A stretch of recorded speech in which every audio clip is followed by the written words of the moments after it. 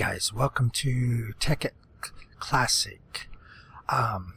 Yeah, if you remember, we went and got those blaze rods from that fortress here a couple episodes ago, I guess it was. So I wanted to just kind of show you what I was doing with it.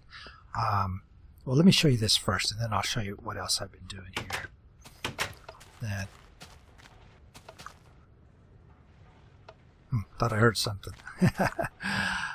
This is the little system that I was talking about, and I'll put a link in the description to the sort of basic setup like this that's on the Tekkit wiki. But yeah, I'm generating some diamonds. I got more. I think I pulled out most of them over there. But this is the little blaze rod system that I was talking about here.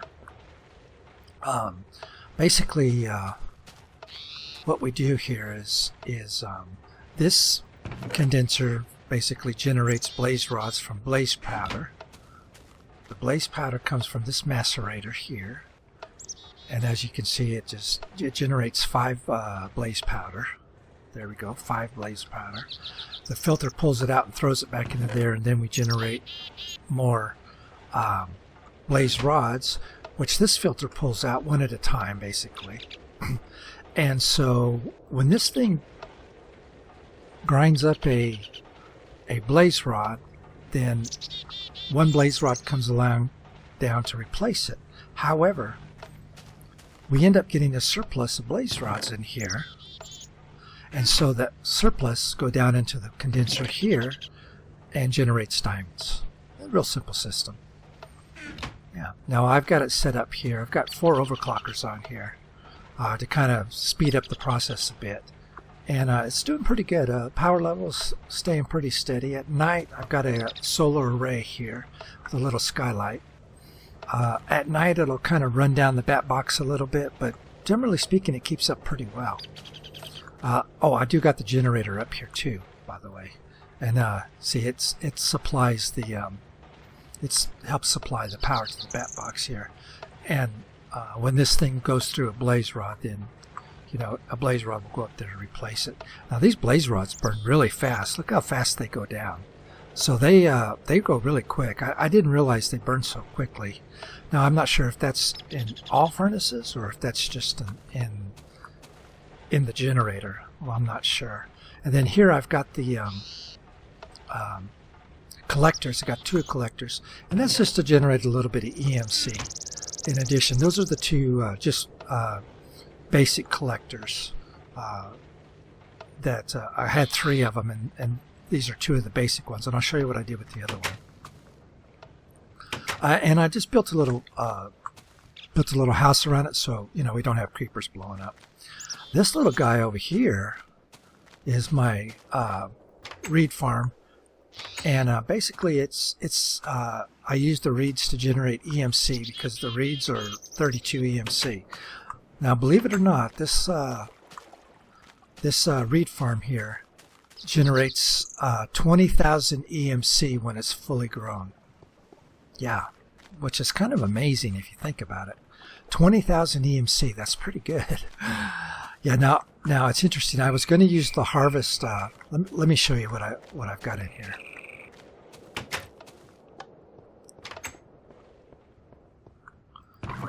As you can see, I'm rocking some dark matter stuff here, dark matter axe stuff, because I've been cranking out the diamonds.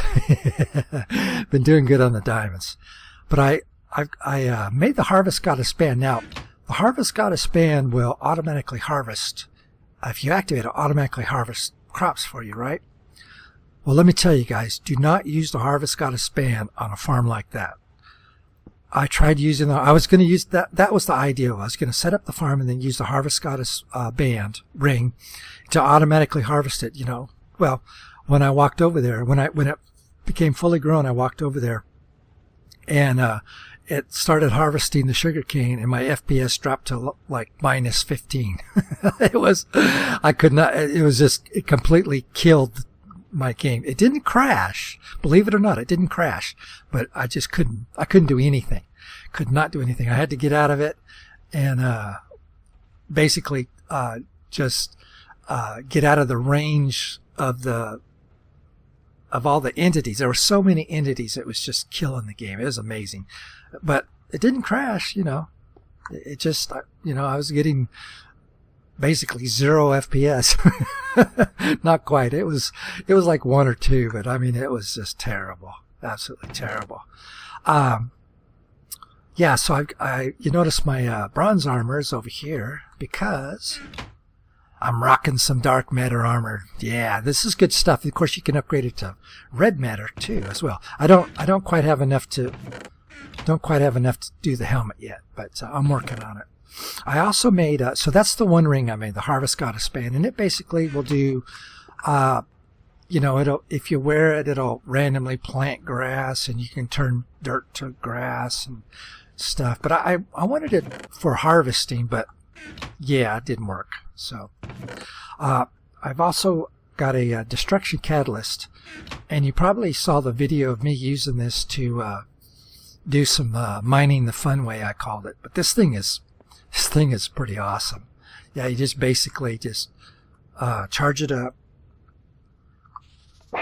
Press V to charge it up, and then right click, and boom, there you go. Builds you just a 3x3, and then of course if you do the if you charge it up again, it'll go deeper and deeper. That thing's crazy. So it's really good for mining in the nether, because I figured out why the pigmen were attacking me when I was building my 2 nether buildings. When you mine the ores in the nether, it angers the pigmen, and they'll come after you. But I can use it as a destruction catalyst, and it doesn't bother them at all. They don't come after me at all. So yeah, it's pretty cool. I've also got the Ring of Ignition, and you saw both of these in that video. The Ring of Ignition basically allows you to shoot fireballs, which I don't really use for anything. The reason I'm using it is because it makes you immune to fire. You can swim in lava, and it doesn't bother you in the least. And then of course, Swift Wolf's Rending Gale, which is a flying one, and you basically can fly. Now these dark matter tools are pretty awesome. Let's charge this guy up. Now watch what happens when I right click. Boom! It just mines that stuff. It'll mine the whole vein if you right click on the there's more up here. If you just right click on it, boom, it'll mine the whole thing. It's pretty cool. I wanted the flying ring because basically what I'm going to do for my base here is the bottom level here is going to be my alchemy magic kind of level. They're going to have the sleeping quarters, or my living quarters going to be down here, the enchanting table, potion room, all the EE stuff's going to be down here, crafting area is going to be down here, and the storage is going to be down here. And then there's going to be a 2-high crawl space. These two right here, this is going to be a crawl space, and then we'll have another floor. And then the 3rd floor will start here. And it'll go up 4, like so. Okay? And actually I need to, that's not going to work. I need to go back one more, actually. There, yeah. Because this is actually going to end up being the stone brick here, there, on the outside. But anyway, it's going to have the crawl space, and then they'll have the 2nd floor, which will be the manufacturing area, and then another 2-high crawl space, and then I'm going to have power generation up here. And then what I'll do is I'll stick my solar arrays and whatnot up here and run the power down into this 3rd floor along with a furnace array, basically set up like I've got in here. This setup is temporary. It's just for me to generate diamonds till I can get to the point where I can get some antimatter relays going and you know, get a power flower going. Well, basically I'm going to set up an array like this, use this kind of same system but to power a bunch of generators, because I'm really generating a surplus amount of blaze rods. It'll work good to generate power, and you know, I'll put in, I don't know, you know, 20 or 30 of those up there, and that should generate some pretty decent power. yeah, and then I'll have a series of bat boxes and whatnot. So yeah, it should work out pretty good. Now, of course, I'm going to start off with just the tier 1 machines to begin with, but we'll upgrade them to tier 2, and of course we'll have to upgrade our power system as well. But we're going to have the power system, processing area, power area, processing area, and then all the rest of that stuff's going to be down here. Now, what else? Oh, I was going to show you this. You see here, this collector is actually a dark matter collector, and I was able to upgrade it. And what I'm doing is I'm basically trying to upgrade my Klein stars. I've got so I started with the Ein. So I got there's how many? 1, 2, 3, 4, 5. There's 6 in total, right? So we got Ein, Zwei, Drei, Vier, and then we've got Sphere and Omega. So I've got the Drei right now. So Vier is my next one. So Ein, that's German, by the way, counting to 4. 1, 2, 3, 4. Ein, Zwei, Drei, Vier. So this is 4. So I'm basically trying to work on getting upgraded to the next level here. Do I? Yeah. See, I've got these on here, and of course, to make these things, you've got to make this one, right? And this level, the Zwei, Ein, Zwei, that's 4, and Drei, that's 4 of these guys, which is 4 of those. So, and then it's 4 more, and then 4 more. So I mean, it's just it's a progression amount. So on this guy here, you can see the EMC value. Now that EMC value is how much EMC it costs to actually make it. It's not how much it holds, but how much it's making. And you can see it's over 1 million. It's 1.5 million EMC, because it takes 4 and 4 and 4 to make that guy. So I'm working on getting that. But look how much this holds. The Drei holds 800,000. So the Vier will hold probably a good 1 million or more EMC. So, and of course I basically use it to power these guys here, because they take power whenever you fly. It takes a certain amount of EMC, and whenever you jump in the lava, it takes a certain amount of EMC, and the right clicking takes a certain amount of EMC as well. Let me power this down. Now the other tools do have similar types of functions. We'll go over here so I can kind of tear the place up a little bit. It won't hurt anything. Let's do the axes right here. Now if you charge up the axe and right click, see it automatically chops everything down, and it creates these little loot balls. The destruction catalyst does it as well. Creates these little loot balls, which basically contain the items. And then I have to look down to see my keyboard because my microphone's in the way. The shovel does the same thing. Just right click, boom. So makes clearing out areas really nice. So when I get to the point where I want to build the nuclear reactor out here, when I get to that point down the road, because I figure out here, if it blows up, it won't be too bad. It shouldn't affect my base over there too much, I don't think. But to clear this area out, it's going to be it's not going to take any time at all. I mean, it's just to create a nice level spot. I mean, that's probably big enough right there, actually. I want to build a good system. Basically, you need to encase the nuclear reactor in about 5 layers of reinforced stone in order for it to be pretty much safe. I mean, it can blow through everything. The explosion can blow through just about everything. It'll go right through obsidian, for example. Won't hold it at all. So, but reinforced stone, if you do about 5 layers of reinforced stone, it'll hold back most of the blast. Not all of it, but it'll hold back most of it.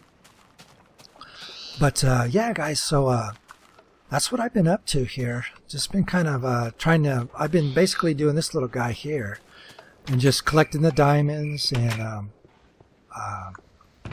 got 31 blocks and 4 here. Been making these guys because the iron is Mobius fuel with a diamond, so that one's pretty easy to make. But gosh, the other stuff is really takes it's pretty intensive. It takes a while to kind of mess with it.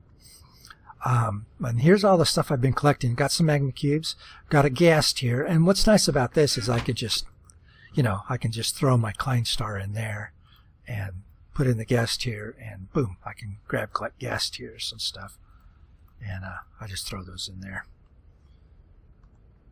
Oh, don't want to lose my ghast tier. Yeah, I got the ghast tier. Basically, I was just flying around and doing some mining in the Nether with the destruction catalyst, and there was a ghast, and he was flying around, so I just went up to him, I whacked him, and got the ghast tier off of him. Yeah, I didn't even have to use my crossbow. I just shot him. I just whacked him with my sword. So, yeah. But, the last thing here, this DM Furnace. I got to show this to you guys. I got to show this to you. This is 64. Here we go. This is unbelievable. Unbelievable. Watch this. Okay, watch. You ready? Ready? Watch. Bam, bam, bam. Look at that. Look how fast this thing goes. Unbelievable. This is the fastest furnace in the game. No doubt about it. This thing it'll blast through this whole stack in just literally no time at all. But the problem, of course, is because it is so fast, it poses a bit of a challenge to... and if you've got a... I didn't put one up there, did I? If you put a chest here, it will automatically shove stuff in the chest. It poses a little bit of a challenge, though, because since it goes through that stuff so fast, you just don't want to send 1 or 2 items in here. You want to send a whole stack. And so I think probably what I'll have to do is set up some filters that will just wait until it gets a stack of items and then put in there. But I mean, this thing's faster than the electric furnace. I think you have to have 8 overclockers in the highest tier electric furnace in order to match the speed of this guy. Amazing. And then this thing is like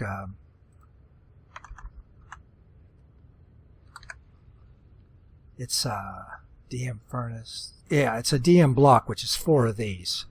So it's a regular furnace, and then it's 8 of the DM blocks, which is 4 dark matter. So it's not really all that bad considering.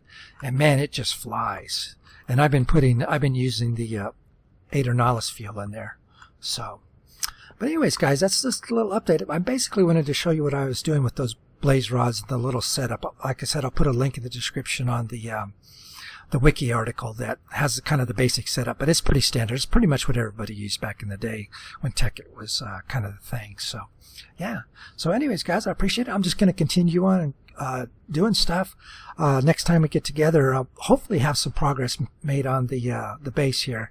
Unless something else kind of tickles my fancy. But I'm going to try to get started working on the base here. And I want to do the energy layer first, get that kind of set up, build some solar arrays, and sort of get the power foundation, get the power in place first, and then work on the machines to get the machines going. Although I'm going to need to have to build some basic machines down here in order to get the resources going, because as you can see, I don't have a whole bunch of resources, and I've got stuff here that I still need to macerate as well. So yeah, so I'll probably set up a little basic system down here and then, do the full-blown system when I get to it upstairs. So anyways, guys, I appreciate it, and I will talk to you again next time. Bye-bye now.